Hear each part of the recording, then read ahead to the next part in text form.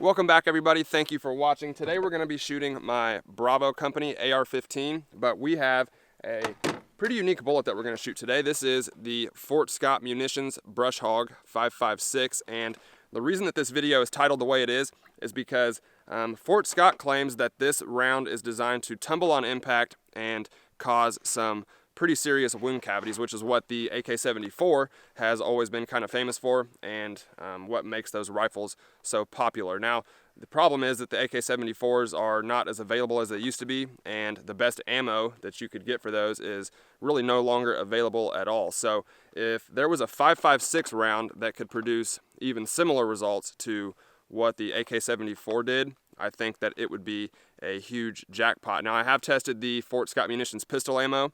I have those videos on the channel, and those rounds definitely tumble quite a bit and produce some pretty big wound cavities for 9mm. So I'm kind of interested to see how the Fort Scott rifle ammo does. Now, there is some 5.56 ammo out there that definitely tumbles on impact, but nothing really comes close, at least in what I've seen, to the 5.45 by 39. It's just such a long bullet, and it was designed to tumble. It was kind of designed around that cartridge, so it's kind of hard for the 5.56 to reproduce those type of results, but I'm interested to see how the Fort Scott does, because it is designed to tumble, and we're going to set up a couple different tests and see how this thing does. So let's do it. All right, so I'm not sure if this is focused or not, but the one on the right is a regular 5.56, and the one on the left is the Fort Scott Brush Hog, and you can see that the Brush Hog is much more pointier than the regular 5.56, and it's also just a more slender bullet, and it comes up to a point. It's actually really sharp on the end of it. Now, this is a 5.45 by 39, and you can see the similarities there. Obviously, the 5.56 isn't as long, but that Fort Scott Brush Hog is definitely a much pointier bullet, and I assume that is part of the design to help it tumble on impact. So what we're going to do is we're going to start out with a couple packages of ribs that I have left over from my last couple videos, and they are frozen solid. I have two of them stacked one in front of the other, and we're going to shoot each of these 3 rounds and compare the entry and exit wounds in those ribs. So we're going to start with the regular 5.56.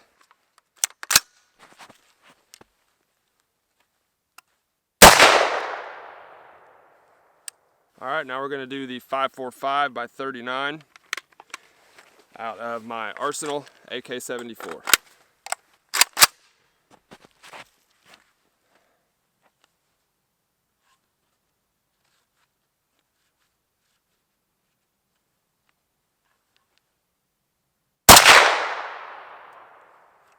And the Fort Scott Brush Hog.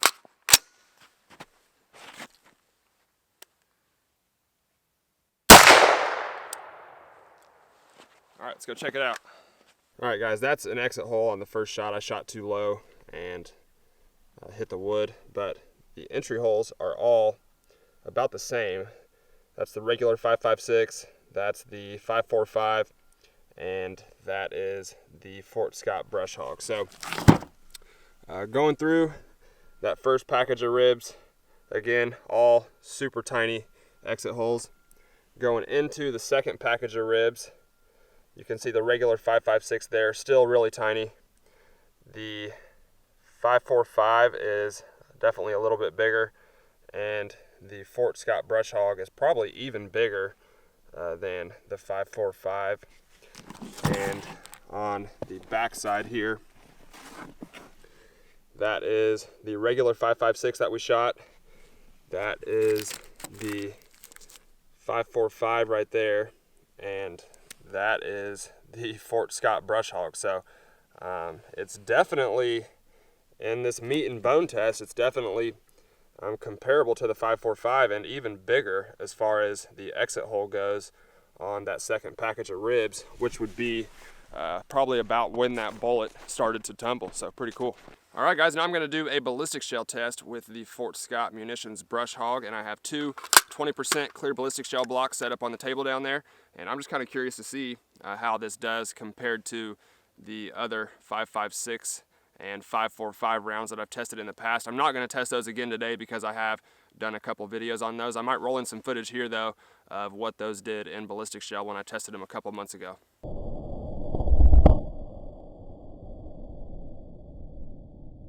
can see that about 2 or 3 inches into that gel block, that wound channel dramatically opened up. It also started taking a left-hand turn and exited our gel block at about the 15-inch mark. Now, this is one of the reasons why so many people like the 5.45, and I've tested this bullet on the channel before, and it always performs this way, and I've never been able to keep it in the gel yet. So it definitely looks like that bullet was tumbling, and again, did a lot of damage in our ballistics gel block.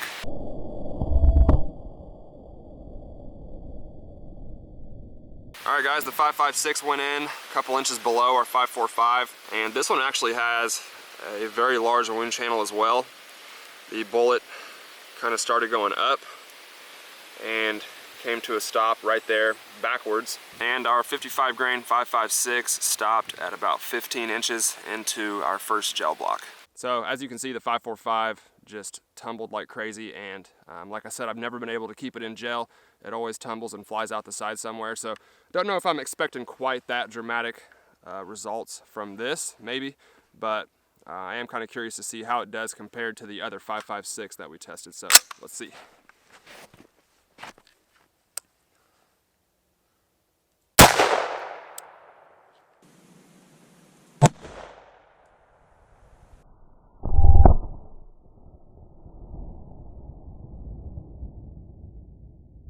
Alright, so it looks like it went in right there towards the bottom of the gel block, and this is really impressive. So at about 4 inches, that wound channel opened up like crazy, and you can definitely tell that that's where this bullet started tumbling. I wish we could see a little bit better from the top. Looks like you guys can see that a little bit, but that stretch right there is huge and is definitely really nasty. But from about the 4-inch mark to the 13-inch mark, it looks like that bullet was definitely tumbling. Then it turned upward, went into our second gel block, and left the gel block through the top right there at about the 19-inch mark. So super nasty, and actually performed a lot like the 5.45 by 39. So I'm definitely impressed. And I have seen on Instagram, there's people that have taken hogs with this bullet, so I know that it's really effective. I just did not expect it to perform that much like the 5.45. It's almost identical to that Wolf mil-spec 5.45 round that I haven't been able to keep in gel, so super impressive. I think I got one more thing before we go. All right guys, before we go, I got probably the ugliest snowman I've ever made in my life, about 30 yards away, and I have a magazine of the Fort Scott brush hog. Let's see if we can't bust that thing up a little bit.